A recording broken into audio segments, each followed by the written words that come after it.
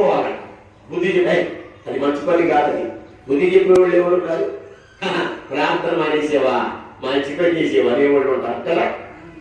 ఆరాధన మానేసేవా, నేను ముందే చెప్పుదామనుకున్నా, ఎందుకు వెళ్ళేవా అక్కడికి నువ్వు అంటారు. అనరా?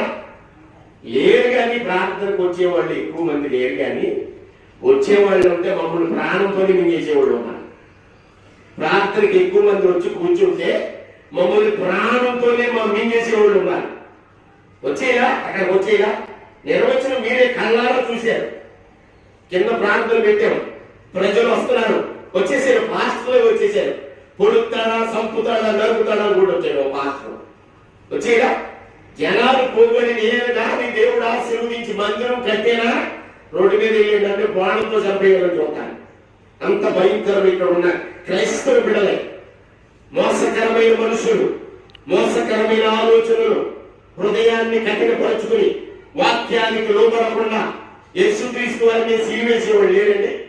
ఎవరి యేసుక్రీస్తు వారి తనకే ముళ్ళ కిరీటం పెట్టేవాళ్ళు లేరా? భక్తుడు ఒక ఆయన పాట పాడాడు, దైవానికే ముళ్ళ కిరీటం, ఈ లోకమే విషవలయము. ఎంత భయంకరమైన విషపు మనుషులు ఉన్నారు అని పాడతాడు ఒక ఆయన. ఆ పాటలో ఉన్న అర్థం అంతా ఈ లోకంలో సాతాను గారు వశపరుచుకున్నాడు. వశపరుచుకుని ఏం చేస్తున్నాడంటే హృదయాలను కఠినపరిచి, ఎవరైనా భక్తి కలిగి ఉన్నారనుకో వాడి మీద బోణాలు వేయడానికి పాస్టర్లు లేదెత్తున్నాడు.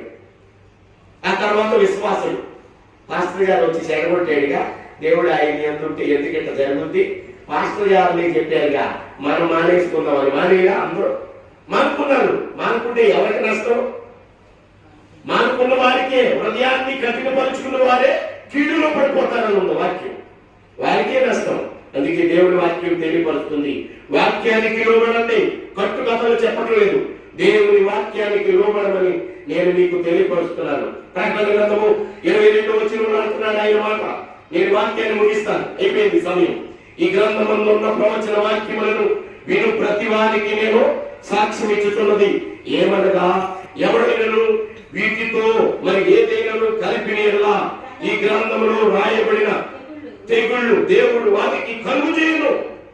19వ వచనం, ఎవడైనను ఈ ప్రవచన గ్రంథమందున్న వాక్యములలో ఏదైనా తీసివేసిన యెడల దేవుడు ఈ గ్రంథములో రాయబడిన జీవ వృక్ష ఫలములను పరిశుద్ధ పట్టణములోని వారికి పాలు లేకుండా చేస్తానంటున్నాడు. ఇది కీడు కాదా?